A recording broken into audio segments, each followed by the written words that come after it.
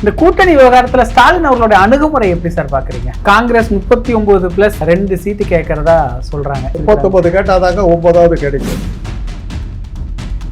கேசி வேணுகோபால் நேரடியா ஸ்டாலினையே பார்த்து பேசுறாரு. முதற்கட்ட தலைவர்களே பேசுற அளவுக்கு ஒரு பிரச்சனை இருக்கா? அதுக்கு காரணம் கொடுக்கலன்னாக்க நான் எங்க போறதுக்கு அதுக்கு ஈக்குவலா சக்தி வாய்ந்த எதிர்கட்சி இல்லையே. காங்கிரஸ் பத்தி நீங்க ஆரம்பிச்சீங்க, கிளீனா சொல்லிட்டாரு, ஆட்சியில் பங்கெல்லாம் கிடையாது, இருக்கிறதா அந்த இருக்க இல்லாட்டி போக. திமுக கூட்டணியில தேமுதிக வந்துருச்சு. ஸ்டாலின் ஒரு வகையில ஒரு மாஸ்டர் பிளான பண்ணி ஜெயிச்சுட்டாரு. அதிமுக தான் திமுகவுடைய நேர் எதிரி. அதிமுக சேர்ந்தவங்க எல்லாம் இந்த பக்கம் வர்றாங்க. பன்னீர்செல்வமே ஆதரிச்சு சட்டமன்றத்திலே பேசுறாரு. ஒரு ஸ்டேச்சர்ல ஸ்டாலின் அவர்கள் உயர்ந்துட்டாரு அப்படின்னு ஒரு பார்வை முன் வைக்குது. அதை எப்படி பாக்குறீங்க? என்ன பார்க்க வேண்டியது இருக்கு? அதனால தானே எல்லாரும் உத்தரவாங்க. எந்த கூட்டணி வெற்றி பெற வாய்ப்பு தெரியுது.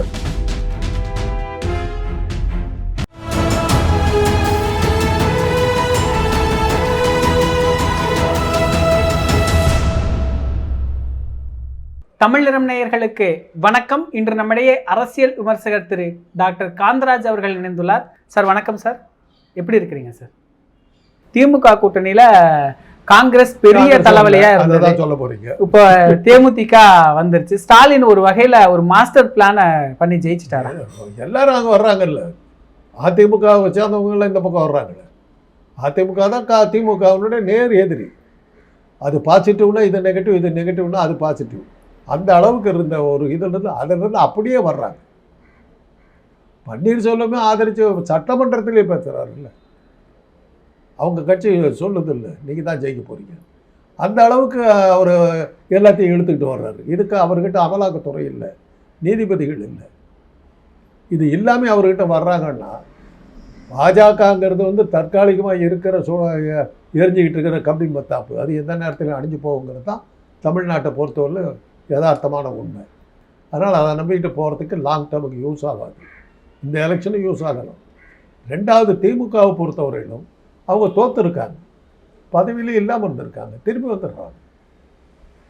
அதிமுக பதவி போச்சு, அதுக்கப்புறம் வர முடியலையே அவங்களால. ஒரு தோல்விக்கு அப்புறம் அவங்களால எந்திரிக்க முடியல. திமுக எத்தனை தடவை தோத்துச்சு, திருப்பி எந்திரிச்சு வந்துருச்சு. இன்றைக்கி அவங்க கேட்டு தான் ஆட்சி இருக்கு. ஒரே சின்னத்தை வச்சுக்கிட்டு 70 வருஷமாக ஆட்சியில் ஒரு கட்சி நடத்திக்கிட்டு இருக்கிற ஒரே கட்சி இந்தியாவில் திமுக தான். உதயசூரியன் சின்னம் வந்த அன்னையிலேருந்து அதே தான் இருக்குது.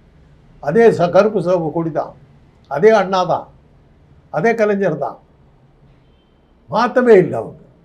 இன்றைக்கி அப்படி இருக்கிற ஒரே கட்சி அது தான். காங்கிரஸுக்கு சின்ன மாதிரி இருக்குது, பாஜக சின்ன மாதிரி இருக்குது, ரெட்டை இலை எங்கே போச்சுன்னே தெரியல, ஒவ்வொருத்தருக்கும் போயிருக்குது. ஆனால் அதே சமயத்தில் உதயசூரியன் 70 வருஷமாக இருந்துக்கிட்டே இருக்குது. இந்த சாமர்த்தியம் இருக்குது.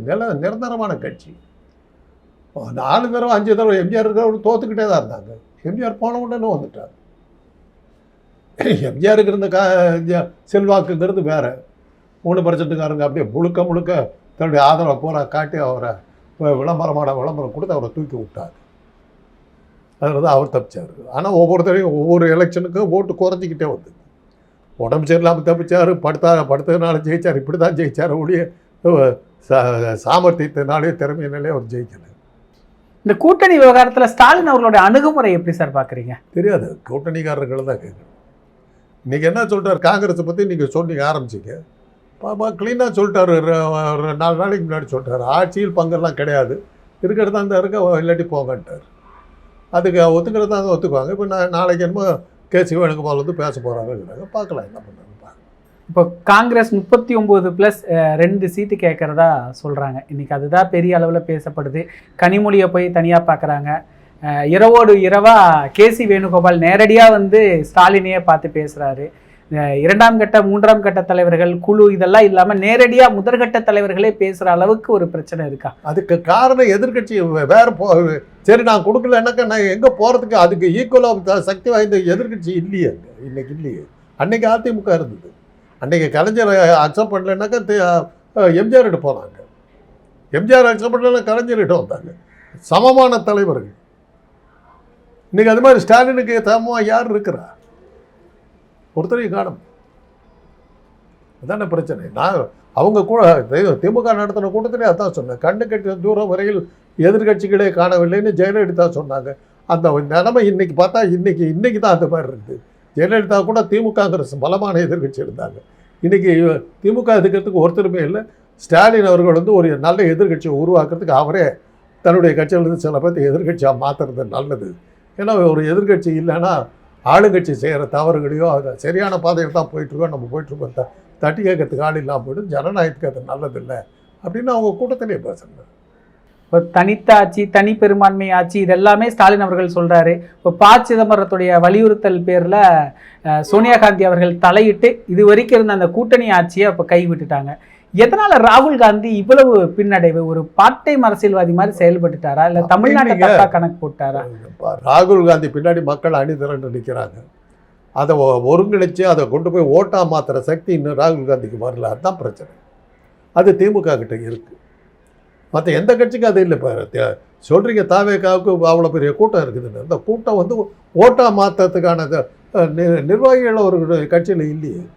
லாட்ரி டிக்கெட் விற்கிறவனு, பிளாக்கில் டிக்கெட் விற்கிறவனு கட்சி நடத்தினா என்ன பண்ண முடியும்? முதல்ல நீங்கள் நிர்வாகிகள் தேர்தலை நடத்தணும். நிர்வாகிகள் தேர்தல் நடத்தினா தான் உறுப்பினர்களுடைய நம்பிக்கை நீங்கள் பெற முடியும். உறுப்பினர்கள் நம்பிக்கை இது பண்ணால் தான் கட்சி வலுவாகும். அதுவே பண்ணியே நீங்கள் உங்கள் ஃப்ரெண்ட்ஸுங்களெல்லாம் கூப்பிட்டு விட்டு சும்மா கிளப்புக்கு கூப்பிட்டு போய் டின்னர் சாப்பிட்ற மாதிரி தான் கட்சி நடத்திக்கிட்டு. ஏன்னா இப்போ தேர்தல் இவ்வளவு நெருக்கத்தில் தேர்தல் இருக்குது. மோடி அவர்கள் ஒரு 3 முறை 2 முறை வராரு, மறுபடியும் 3 முறை வராரு. அமித்ஷா இத்தனை தடவை வராரு. ஆனால் ராகுல் காந்தியோ பிரியங்கா காந்தியோ யாராவது ஒரு முதற்கட்ட தலைவர்கள் இதுவரை தமிழ்நாட்டை வந்திருக்கிறாங்களா? அவங்க வர்றது கட்சி ஏதாவது மீட்டிங் ஏதாவது போடுறாங்களா? அவங்க எதுவுமே வர்றதே வந்து தேர்தல் ஆணையத்தினுடைய அதிகாரிகளை கூப்பிட்டு எங்களுக்கு இப்படியெல்லாம் நீ பண்ணணும் அப்படின்ற இன்ஸ்ட்ரக்ஷன் கொடுக்கறதுக்கு தான் வர்றாங்க. கட்சி பிரச்சாரத்துக்கு அவங்க வரல. அமித்ஷா வர்றாருனாவே அதுக்கு தான் வருவார். எங்களுக்கு இப்படியெல்லாம் ஓட்டை வந்து இப்படியெல்லாம் பண்ணணுங்கிறதுக்கு தேர்தல் அதிகாரிகளை மிரட்டுறதுக்கு தான் வருவார். அதுதான் அவர் பண்ணுறாரு. ஒவ்வொரு தேர்தலுக்கு முன்னாடியே ஒரு 4-5 தடவை அது வந்துட்டு போவார். தேர்தல் ஆணையத்தை கையில் வச்சுக்கிட்டு தேர்தல் முடிவுகளை மாற்றுறதுக்கான வேலைகளை அவர் செய்வார். அதைத்தானே ராகுல் காந்தி சொல்கிறார், ஓட் ஷோர்ன்னார். ஆனால் காங்கிரஸ் தரப்புலேருந்து இங்கே தமிழகத்துக்கு வந்து ஒரு பிரச்சாரமோ ஒரு கூட்டமோ எதுவுமே இதுவரை நடத்தின மாதிரி பிரச்சாரத்துக்கு அதுக்கு சம்மந்தம் இல்லைங்க. ஞானேஷ்குமார் சரியா இல்லைன்னாக்க நீங்கள் பிரச்சாரம் பண்ணி என்ன பிரயோஜனம்? நான் தான் சொல்கிறேன், இன்றைக்கி இப்போ ரெடியாக இருக்குது ரிசல்ட்டு. சொன்னால் அவர் கொடுத்துருவார். எலெக்ஷன் அப்புறம் பார்த்துக்கலாம், இப்போ ஆட்சி அமைச்சிடலான்னு அந்த மாதிரி போயிட்டுருக்காரு. இப்போ இவ்வளவு தேசிய அளவு சார்ந்த இவ்வளவு பெரிய பிரச்சனை இருக்குது. ஆனால் இங்கே தமிழ்நாட்டுக்குள்ளார கூட்டணிக்குள்ளார பிரச்சனையை காங்கிரஸ் ஏற்படுத்துது. இதுக்கு பின்னணி ராகுல் காந்தி அப்படி தானே இவ்வளவு நாள் ஒரு பார்வையை முன்வைக்கிறாங்க. ஏன்னா ராகுல் காந்தி கூட இருக்கிறவர் தான் மாணிக்கம் தாக்கூர், பிரவீன் சக்கரவர்த்தி, ஜோதிமணி. இவங்க எல்லாருமே ஒரு அறியப்பட்ட காங்கிரஸ் முகங்கள். இவங்க இவ்வளவு அழுத்தம் கொடுக்கறது என்ன காரணம்? தேர்தல் நேரத்தில் அந்த அழுத்தம் கொடுக்கலன்னாக்க நினைச்ச அளவுக்கு சீட்டு கிடைக்காதுங்க. எனக்கு ஒரு 10 சீட்டு வேணும். என்னுடைய நண்பர்கள் 4 பேர் இருக்காங்க. 4 பேர்த்துக்கு எம்எல்ஏ சீட்டு வேணும், ஒரு ராஜ்யசபா வேணும், எல்லாம் வேணும். நான் ஒரு அழுத்தமும் கொடுக்காம இருந்தாக்க நீங்கள் எப்படி கொடுப்பீங்க? அப்போ அழுத்தம் கொடுக்குறது நான் என்ன பண்ணணும்? நான் கட்சி தலைமையை சொன்னாலும் கூட நான் பிரித்து போவேன், எழுத்து நிற்பேன் அப்படின்னாக்கா என்னை சமாதானப்படுத்துறது. சரி, என்னப்பா வேணும்? 10 சீட்டு வேணும், 5 சீட்டு கொடுக்குறேன், 5 சீட்டு வாங்கிக்குவேன். பேரம் பேசுறதுக்கான வாய்ப்புகள் அவ்வளோதான். அது தாவேக்கா கூட போறக்கு ஒரு திட்டம் இருக்குன்னு சொல்றாங்க சார். தாவேக்கா எதையாவது நிரூபிச்சிருந்தாங்க தாங்க போக முடியும். ஒரு எலெக்ஷன் கூட கட்சி தேர்தலை கூட நடத்தாத உங்களை எப்படி நம்பிட்டு போக முடியும்? நீங்களும் பாவம் எவ்வளவோ கஷ்டப்படுறீங்க. தாவேக்கா கிட்ட போகக்கூடாதா சார்? யாராவது ஒரு 2 பேர் ஆதரவு கொடுக்கூடாதா சார்? நீங்கள் யூடியூப்புக்காரருக்கு அங்கலாய்க்கிறீங்க, அழுது பார்க்குறீங்க. விஜயை காப்பாற்றுங்க சார், விஜய் கூட சேருங்க சார். உங்கள் பேச்சை யாரும் கேட்க மாட்டேங்கிறாங்களே. அரசியல் ரீதியாக இருக்கவங்களுக்கு தெரியும் அவர் ஒன்றுத்துக்கு இல்லாத ஆள்.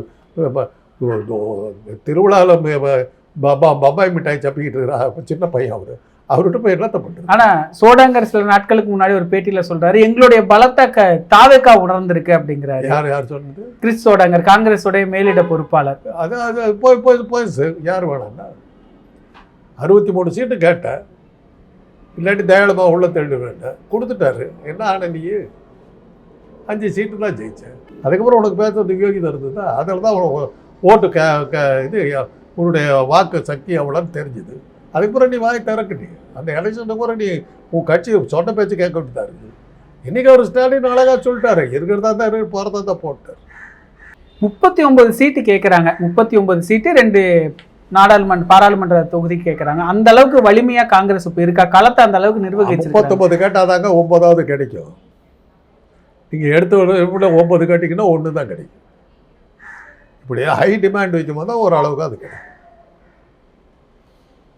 நீங்கள் பேங்க்கில் லோன் போடுறீங்க, 10 லட்ச ரூபா வேணுங்கிறீங்க, உங்கள் இதுக்கு நாங்கள் 5 லட்சம் தான் கொடுப்போம்னாக்கா அதை கேட்டு வாங்கிட்டு வரணும். நீங்கள் எடுத்தடுப்பில் 5 லட்சம் கட்டிங்கன்னா 1 லட்சம் தான் கொடுப்பாங்க. அது மாதிரி தான் இது.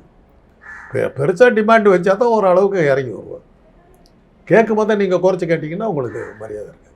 இந்த முறை அதிக கட்சிகளை திமுக கூட்டணிக்கு சேர்க்கிறாங்க. எல்லா கட்சிகளுமே, பெரும்பான்மையான கட்சிகள் திமுகவோட தான் கூட்டணி இருக்கு. அந்த அளவுக்கு திமுக தொகுதி பங்கீடுக்கான இடம் இருக்குதா?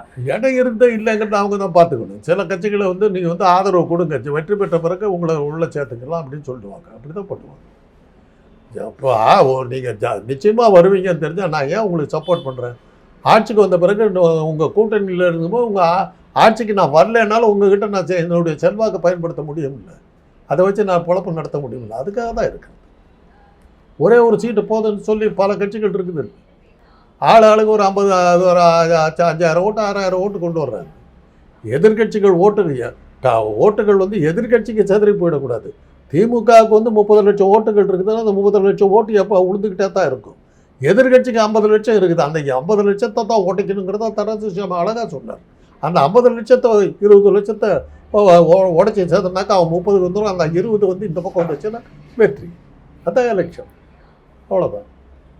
இந்த முறை தேர்தலில் ஸ்டாலின் அவர்களுடைய இந்த கூட்டணி கணக்கு ஒரு ராஜதந்திரமா செயல்பட்டு ஒரு ஸ்டேச்சர்ல ஸ்டாலின் அவர்கள் உயர்ந்துட்டாரு அப்படின்னு ஒரு பார்வை முன் வைக்குது. அதை எப்படி பாக்குறீங்க? என்ன பார்க்க வேண்டிய என்ன இருக்குது? அதனால தானே எல்லாரும் வந்துடுறாங்க.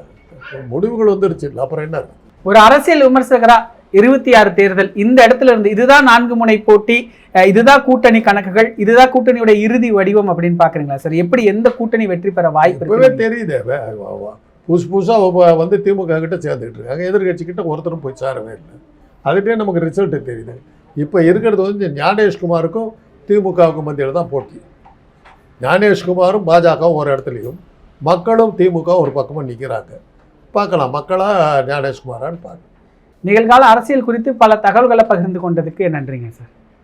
இதே போன்று நிகழ்கால அரசியலின் சாரம்சங்களை அரசியல் ஆளுமைகளின் நேர்காணல் வழியே தொடர்ந்து காண தமிழ் நிறம் வலையொலியை சப்ஸ்கிரைப் செய்யுங்கள்.